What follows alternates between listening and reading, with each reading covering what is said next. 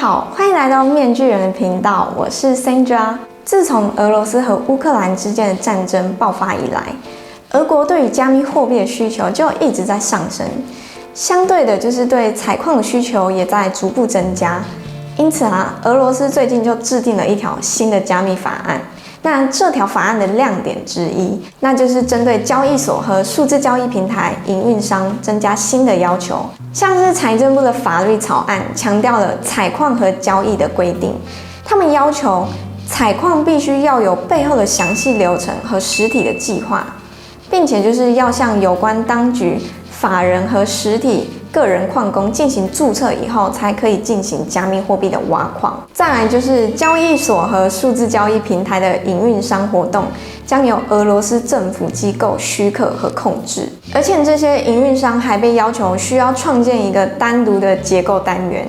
准备年度报告、内部控制和审计要求等等。此外就是因应矿业的需求，目前俄罗斯的能源部长也还在拟定新的一套明确的规则和法规，来制定和消除目前存在的一些法律上的问题。那分享完这则新闻之后，今天想和大家聊聊以太坊的前联合开发人员维吉尔·格里菲斯。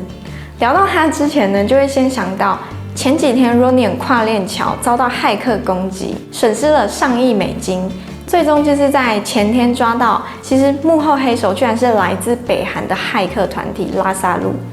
那根据国际的紧急经济权利法，其中有一条行政命令中有规范到，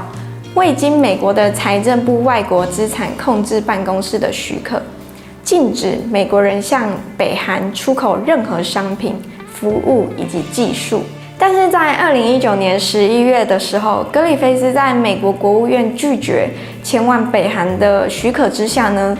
自行就是从新加坡出席，并且发表了一场平壤区块链与加密货币的会议。这场会议看似一切都很顺利，也很正常，但是美国检察官的办公室和联邦调查局突然就是在11月30号的时候宣布，已经逮捕了格里菲斯，并且指控他违法。原因是因为这场会议发表了专门就是替北韩提供加密货币相关的技术，像是北韩可以如何利用区块链和加密货币技术洗钱，以及就是对美国进行逃避的制裁，提供了不少的指导。格里菲斯在这场加密货币的会议上演讲，就是受到了北韩官员的批准，其中重点讨论也包括就是了解如何利用智能合约等区块链技术来造福北韩，包括与美国的核武器谈判。格里菲斯和他的同谋还为了北韩观众回答就是有关区块链和加密货币技术的具体问题。在这场会议之后格里菲斯甚至还制定了就是促进北韩和南韩之间加密货币的交换计划，尽管他知道就是协助这种交换将会违反北韩的制裁，但是格里菲斯他不仅帮忙提供计划，他还试图招募与其他美国公民前往北韩，并且为北韩人提供类似的服务，而且他还试图将北韩介绍给其他加密货币和区块链服务的提供商。他甚至在演讲中提到，区块链最重要的特点是它们是开放的。那根据检察官的说法，无论美国或联合国怎么说，都不能把北韩拒之门外。也因为这一场会议，格里菲斯被逮捕，在2019年12月底以100万美元的保证金就是获准保释，条件是他不能进入加利福尼亚州，也不能再访问他的任何加密货币账户。可是在2021年7月的时候，格里菲斯却因为涉嫌试图违反保释的条件而再次被逮捕入狱。美国的检察官办公室也表示，格里菲斯为了支付律师的费用，试图通过第三方访问他在 Coinbase 上面的加密货币账户。那再次被逮捕之后，曾经试图解释没有帮助北韩的格里菲斯，在2021年9月意外认罪了。他甚至还接受就是63到78个月的监禁，最高100万美元罚款的认罪协议。当时格里菲斯的律师在一份声明书中表示，格里菲斯深感懊悔，撇开这次事件不谈，他曾经为社会做出了许多重要的贡献，我们将在法庭上提出就是这些贡献。他还有很多优秀的品质，任何人都不应该用这个错来定义他。对于格里菲斯被逮捕这件事情，整个加密货币的社区就产生了很大的分歧。当时呢 ，The Block 的研究总监 Larry Kamak 他发推特声称表示，关于格里菲斯的事件，他认为格里菲斯和以太坊基金会的判断能力都非常的糟糕。他觉得格里菲斯可能都没有意识到自己究竟做错了什么。更令人震惊的是，以太坊的基金会居然没有介入处理这件事情。但是相反的，以太坊的联合创始人 V 神近几年对格里菲斯始终是表达支持的态度。他不仅就是在2019年在 Twitter 上面有发布了一份请愿书，要求释放格里菲斯，还在今年向纽约南区地方法官致信，请求法院对格里菲斯给予宽大的处理。他甚至就是在 Twitter 上面说出了他支持格里菲斯的6大理由。第一点 ，V 神认为，因为地缘政治的关系，格里菲斯前往了一个从小就被灌输成邪恶敌人之国的地方，并且倾听他们的想法，这是一件令人钦佩的事情，不应该对任何国家就是抱有偏见的想法。第二点，事实上，格里菲斯这种美德在其他很多情况下都得到了回报。例如改善了与北韩和公司之间的关系。第三点 ，V 神认为格里菲斯的所作所为对于北韩而言说不上有任何真正的帮助，他只不过是根据开源软体的公开信息进行演讲，没有什么奇怪的骇客高级辅导班。第四点，如果有任何迹象表明他正在朝这个方向发展，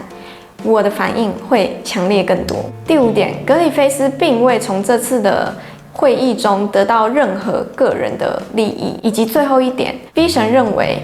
美国展示真正的实力，而不是示弱，应该将重点放在腐败行为，这些才是真正对国家有害的罪行，而不是紧盯城市人员发表公开演讲、传播公共信息的内容。不过就在前几天，法院最终判决格里菲斯需要入狱63个月，也就是5年又3个月，并且要支付$10万的罚款。那根据外媒 CoinDesk 的表露，在格里菲斯被判最终判刑之前呢，他和他的律师可以在法庭上做最后一次反对意见。所以呢，这场整个辩论下来，格里菲斯这方都围绕着要求宽大处刑。除此之外，律师还提供了一份就是近期对格里菲斯心理评估的报告。报告显示的结果是，格里菲斯他患有2种人格型的障碍，自恋型人格障碍以及强迫性人格障碍。那律师也针对这个结果分析，总结出，也就是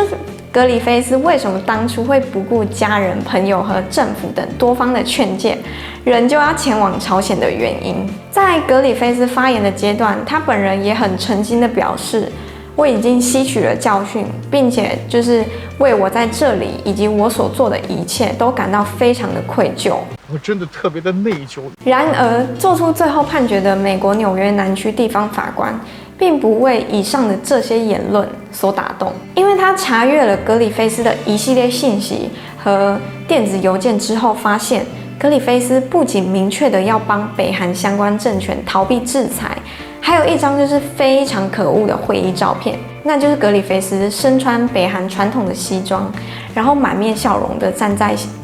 不制裁的黑板前面。针对格里菲斯被逮捕这件事情，除了 V 神站出来支援他以外，也有不少人就是呼吁要释放格里菲斯。他们认为区块链能够带来和平，一向是主张言论自由的美国不应该在这一件事情上面逮捕格里菲斯。但也有人就是认为格里菲斯就只是想要成为一个加密的英雄，他希望别人能够关注到他自己就是能够勇敢站出来面对政府的制裁，然后他想要受到其他人的钦佩和赞扬。那对我来说，站在国家的角度，确实格里菲斯的行为可能会引起不少的争议。如果不加以制裁的话，也许日后会有很多的人效仿格里菲斯。但是站在人民的角度，我认为格里菲斯只是希望世界能够更加的和平，透过区块链可以达到很多的利益和帮助。随着科技不断的发展，面临到的是更多的不确定性，但是每个人的内心怀抱的愿景以及希望都不一样。一项技术的发展也是取决于使用者的内心，就好比刀子，好的人可能会拿刀子来使用，就像是切水果或者是切菜，但是也有不少居心不良的人会用刀子来行凶。所以我认为格里菲斯被逮捕这件事情，真的很难去评论说到底是谁对谁错。那么小伙伴们就是对于格里菲斯被逮捕这件事情有任何想法吗？欢迎在留言区跟我分享你们的感想。那以上就是这期节目对于区块链新闻的小小分享。喜欢的朋友们可以订阅面具人的频道，这样才不会错过每一天最新的分享。那么我们下期再见，拜拜。